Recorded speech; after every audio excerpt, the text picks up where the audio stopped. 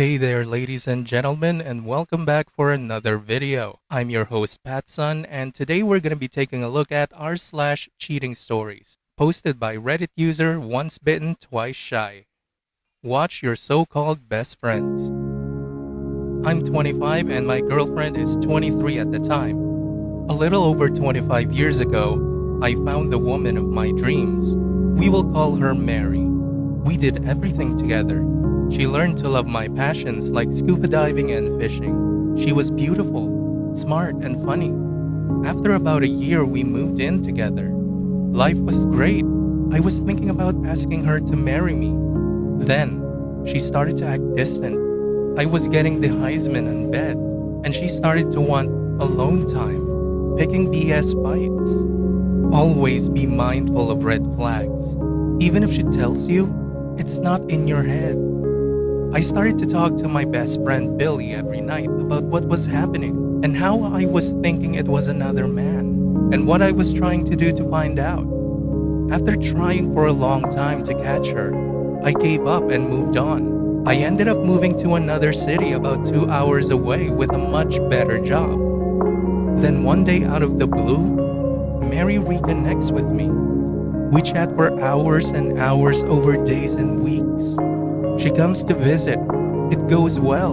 So she moves in with me and finds a job. Things are going so well, we start to look for a nicer apartment. And again, I was thinking about popping the question. I was in the process of thinning things out, pitching out the junk to make the move easier. She drove up to see her folks, about a 2-hour drive. I had to work the next day, so I did not go. I went back to pitching things out. I got to a pile of partially used legal pads and notebooks, flipped through them to make sure I'm not pitching out anything important.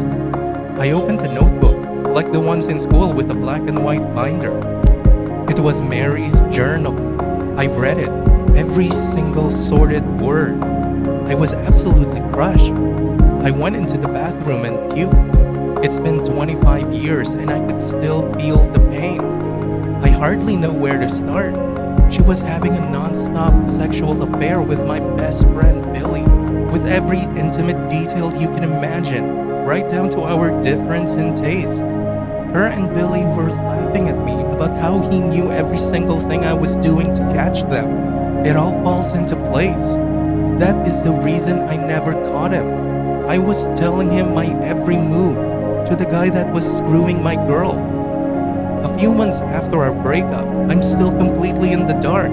I started to notice that Billy was very, very distant. For example, I was not invited to a barbecue held at Billy's house, which I thought was odd, but I went anyway. When I walked in, they acted like they had seen a ghost. A few were bumping their elbows to each other and were chuckling to themselves. I saw Mary there, which was not a shock as we ran with the same crowd. In hindsight, Billy looked uncomfortable, but at the time I played it off as maybe he thought he forgot to invite me and felt bad. I didn't stay long as the place has a very weird vibe going on. More red flags. In large part, I was ostracized by the people who I thought were my friends. So much so that I never said goodbye to any of them when I moved. After reading her journals, I made copies.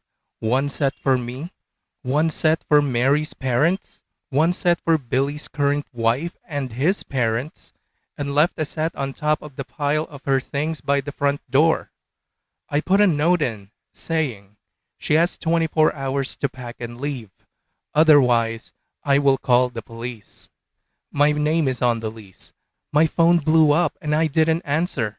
My voicemail was filled with, I love you. You're my best friend. That was in the past.